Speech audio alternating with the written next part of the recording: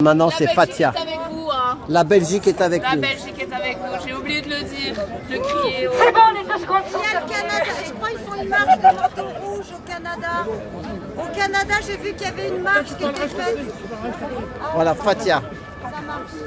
Merci, merci pour les gilets jaunes pour aujourd'hui. Franchement, je voulais juste dire un mot. Le gouvernement, il est là pour servir le peuple et non pas pour asservir le peuple.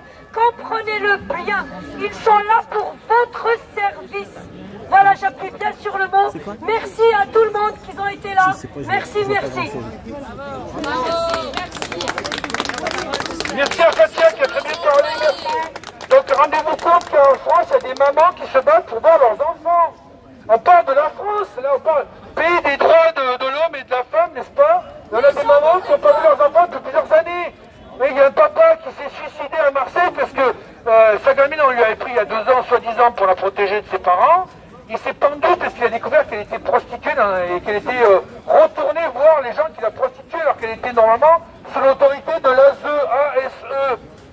Donc maintenant... Stéphanie, Ah non, hein, pas maintenant. Allô.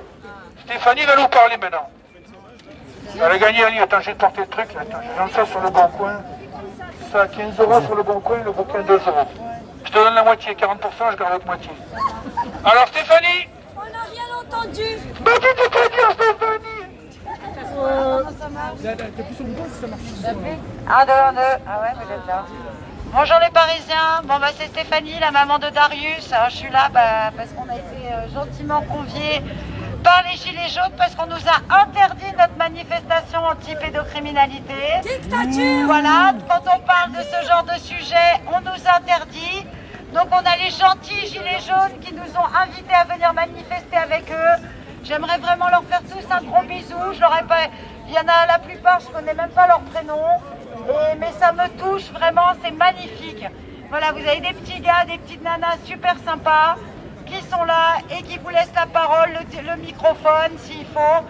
Voilà, je voulais aussi remercier, j'ai entendu, je crois que c'est au Canada qu'il y a une marche qui s'appelle les manteaux rouges où il y a justement des parents qui commencent à se mettre en branle là pour aller récupérer leurs enfants.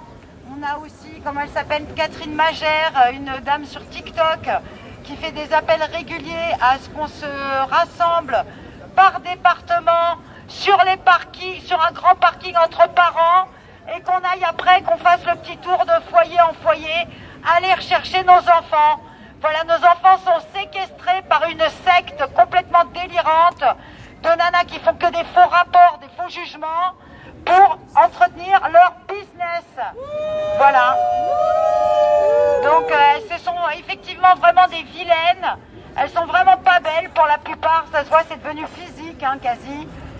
Des espèces de garces qui vous jettent de leur bureau quand vous apportez les justificatifs pour récupérer vos enfants. Donc des personnes à faire soigner rapidement, qui viennent vous voler vos enfants avec le sourire. Donc ce sont des personnes qui ont eu de graves traumatismes, elles je pense, dans leur enfance. Elles n'ont pas eu assez d'amour, elles se vengent sur nos mouflets. Nous, on dit non. Donc on a besoin, comme le disait Inda, de personnes, que ce soit l'armée américaine, la population.